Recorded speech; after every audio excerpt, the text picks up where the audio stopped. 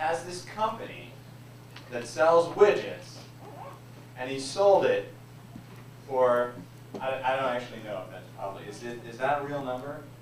It is a real number. It's correct. Wow, right, of course. If their stock drops on the news, it will, but it will only go up. So it's $170 million. That's a cash deal. It doesn't matter what their stock does.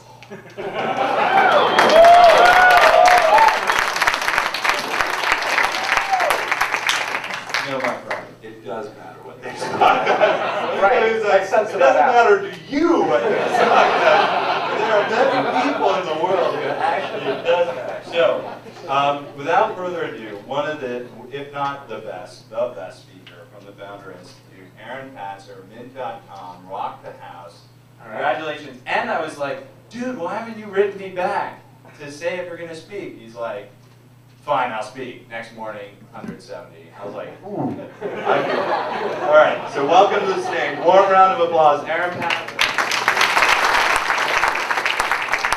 Thanks for having me. I have no idea how I have a reputation for being the best speaker in the Institute, because my talk is on accounting. It's like the most boring subject out there. It's very dry, it's very numbers oriented. I'm not going to tell you a lot of theory and big diagrams that have 4 quadrants of where you should be in and where you shouldn't be out, and what's Silicon Valley and what's Death Valley.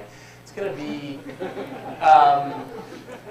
you know, exactly what you should pay people at each stage of the company and what you need to prove in each stage of the company to make it to the next stage, because that's real practical information that you need going forward if you're in the garage stage, if you're in the seed stage of your company.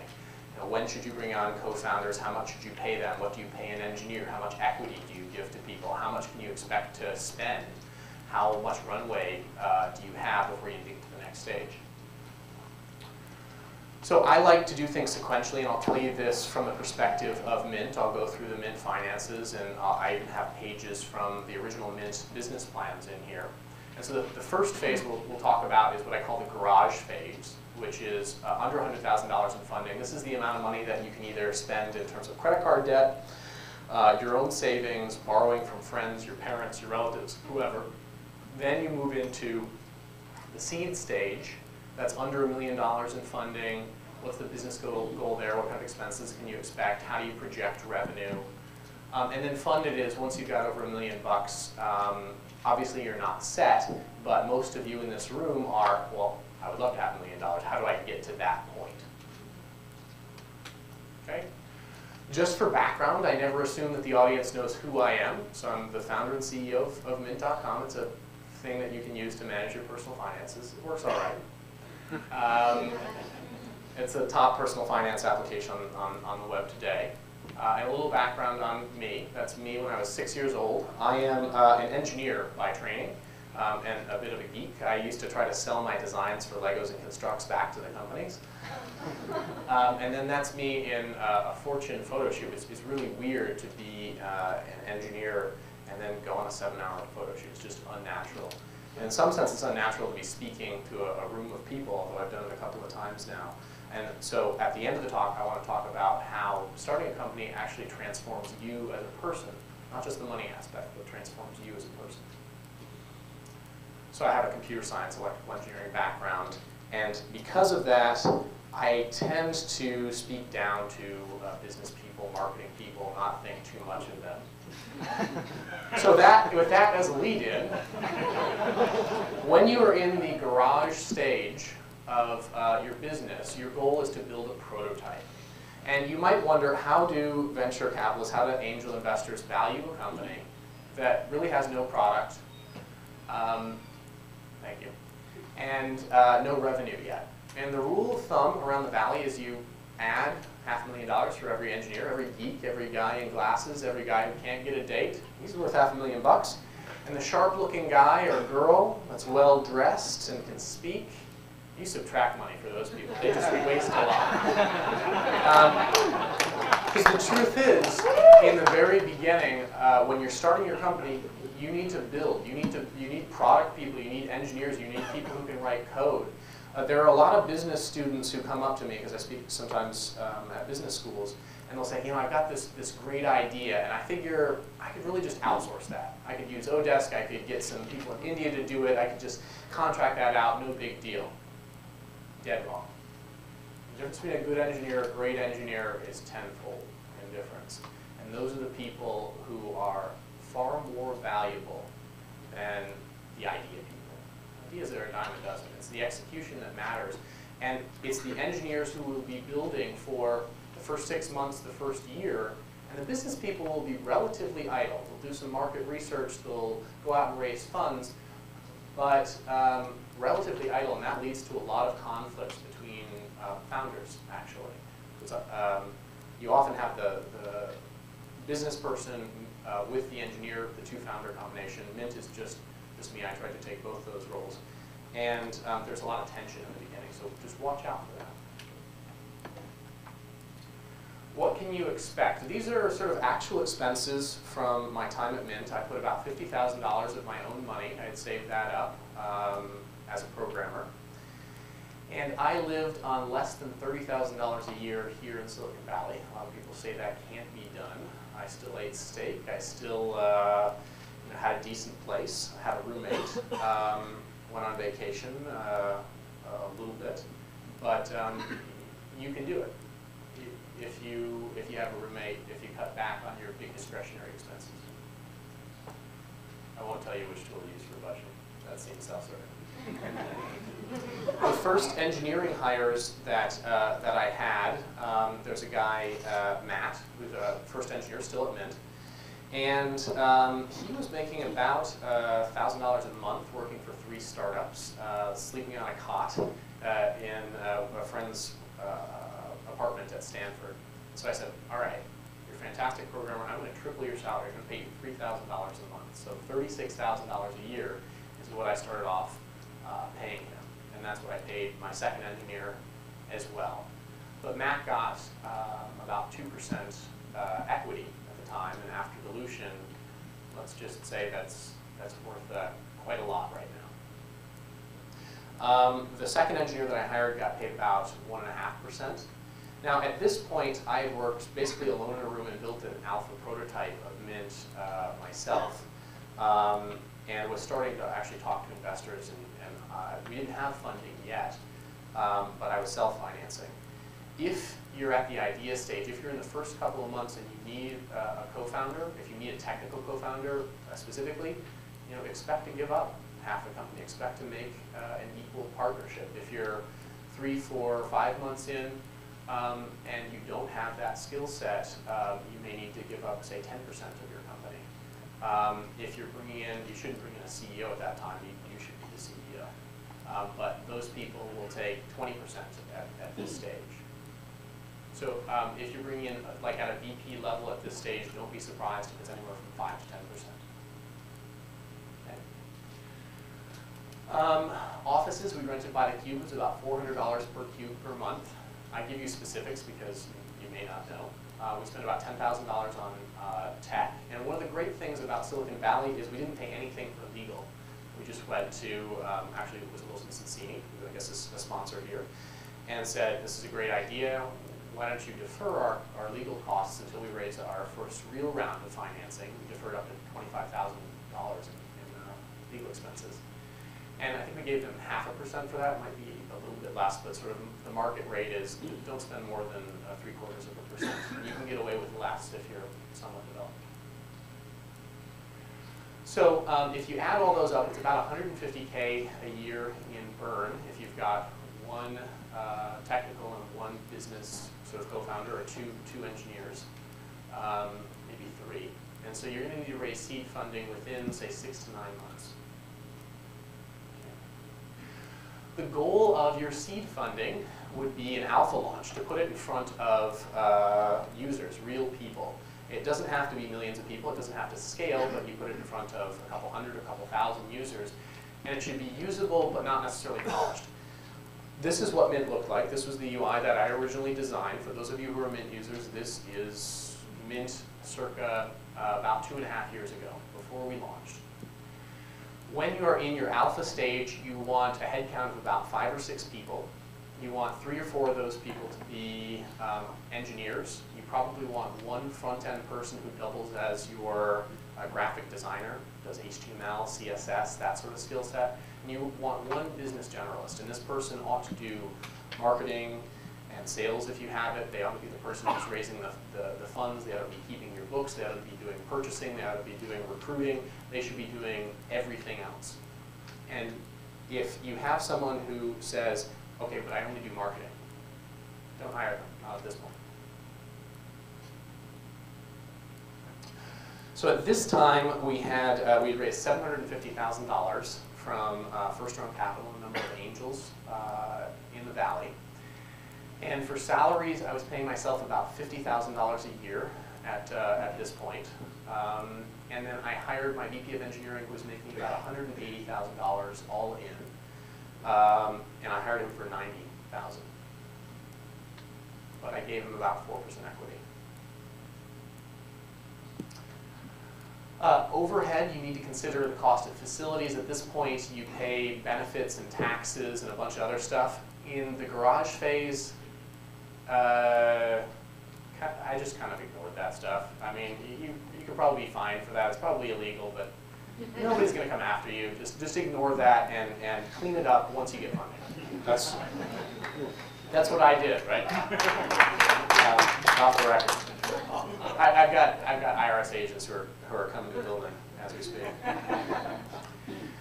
And then do not underestimate legal costs. Because one thing that VCs do not tell you is when you take $750,000, it'll cost you about $25,000, $30,000 from your own legal counsel, and then they give you the bill for their legal counsel.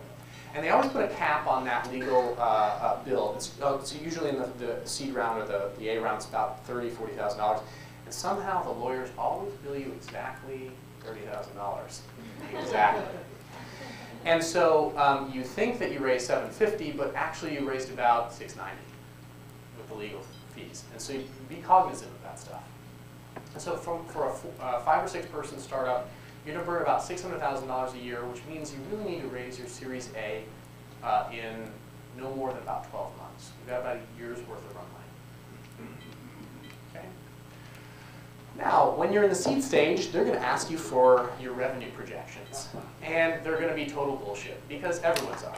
Let's face it, everybody says that they're going to get to, that they're playing in a $26 billion market, or whatever it may be, and that you're going to get to $50 million from a cold start in 3 years flat. They actually did some research on this, and they found that the big public companies that you would know of, maybe Google reached a little bit faster, but whether it's Intuit or Facebook or whoever, on average they take 6 or 7 years to get to about $50 million in revenue. And maybe inflation adjusted, that's 5 years now, but it's not going to be in 3 years. Probably not. What really matters most is it a huge market opportunity? And what are you going to make per user or per client or per transaction? If you can prove that it's a big market and you make a lot per transaction or per user, then people will both understand the business model and they'll know that the revenues aren't going to come this fast, but they have the potential to come. And so these are Mint actual slides from 2006. And so this was defining the market, and I said, okay, there's Quicken and there's Microsoft Money. Difficult to use, they cost money, 4 to 5 people quit, but 20 million people use Quicken and Microsoft Money. And then you have Lower My Bills, you switch. Mint's business models, we find you better interest rates on all your financial products, better prices on the things that you buy most, so, but without you having to search for it. And online banking is 65 million people, so that's the market size. And then we said, all right, people will switch their credit cards maybe every 2 years. We can make about 60 bucks off of that. They'll do a brokerage just once. They'll switch brokerages just once in a lifetime. That's about $200. And then we said, how many people will adopt that? Only half of users we think would invest in half stocks. So what's our goal revenue per user per year? Those numbers that we projected 3 years ago are almost identically what we've got. Some of them are plus or minus, say, 40%, but they're not, 10x off. I think we're higher on credit scores and investment than we suspected, and lower right now on checking and savings accounts because of the interest rate environment.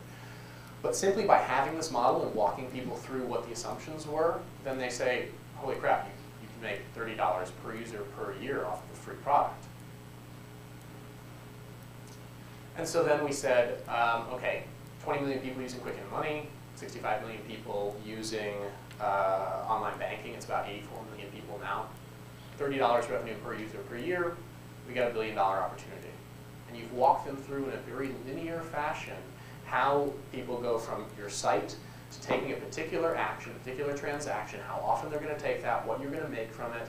And from that, people know exactly how you need to execute in the business. There are no gaps. It's very linear. As an engineer, that's the way I think. So that's the way I present. Okay. Now, once you've got your seed funding, the goal is obviously to launch a real product, grow up a profitable business.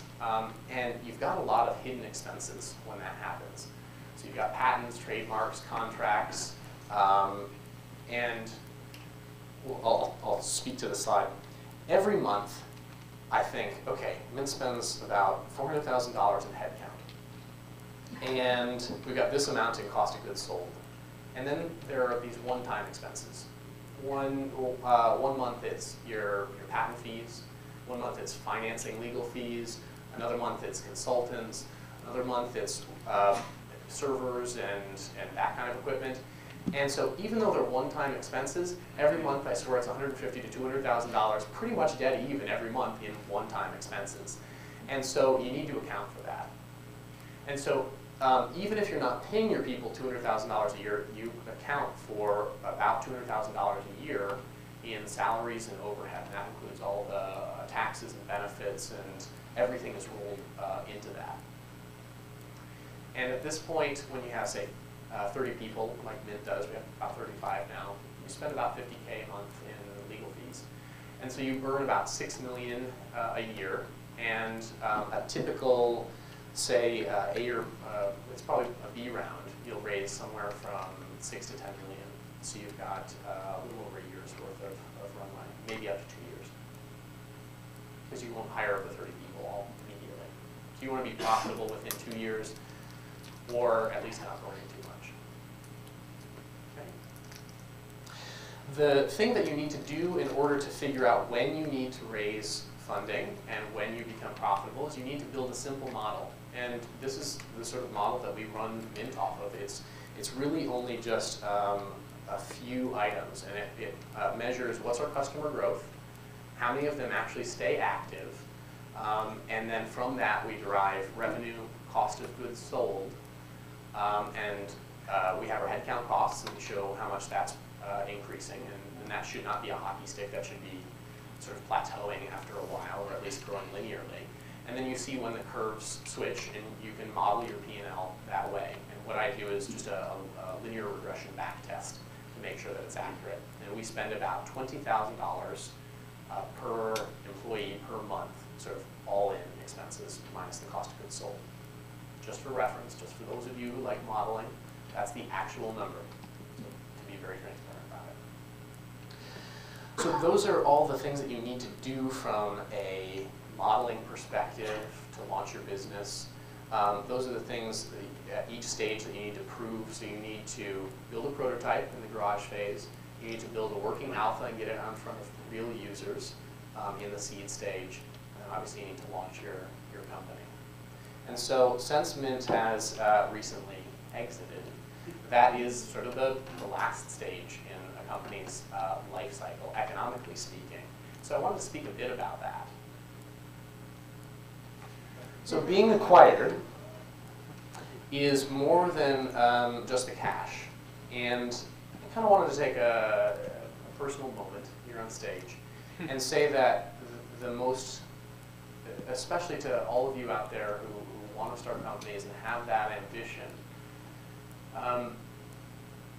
what it really does beyond what it can do for you economically is something on a very personal level, something that's incredibly gratifying. And to me, I started out 3 years ago as a very introverted, kind of nerdy engineer, didn't date a lot, Now I can pick up women, no problem. As an odd aside, I actually have the same taste in women as Mike Arrington.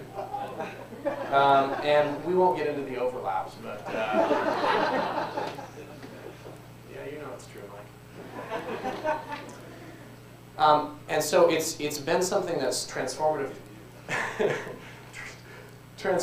to me in just building, rock solid self-confidence in sort of who I am, and not being introverted, and not being the guy who sits in a room and codes all the time, which is gratifying, but in becoming more and in learning the skill sets that it takes to run an entire business, and learning marketing, and learning sales and business development, and learning how to recruit and how to deal with people and tricky management issues. Regardless of whether you ultimately win or lose, that's something that can never ever be taken away from you. And so the last thing that's just really gratifying is to create something from nothing. I mean, it's the essence of human progress. Everything that you see around you, everything from the time that we lived in caves to all the buildings and all the equipment that you see around you, it came from up here and the actions that made it real. And so 3.5 years ago, Mint was just an idea in my head. And now we've saved people $300 million and affected thousands of lives. And dozens of people write in every day. We track $200 billion in transactions flowing through the Mint system that we see, and $60 billion in assets and investments. And it just transforms people's lives, and it was just an idea. It was just something that I thought 3.5 years ago, when I was 25, I thought, who am I? Who am I to take on Microsoft and Intuit? This is never going to work. I had all the self-doubt in the world, but you push through. And now here I am today, speaking in front of a great audience of people who want to do exactly that. And Intuit, the company that I thought that I could never beat, just bought the company for a boatload of money, and I'm going to be running their whole personal finance division. And how cool is that? It's possible, it's real, and it's the most transformative thing that can happen to you in your life. So I highly recommend it, and I hope you stay with it. That's it.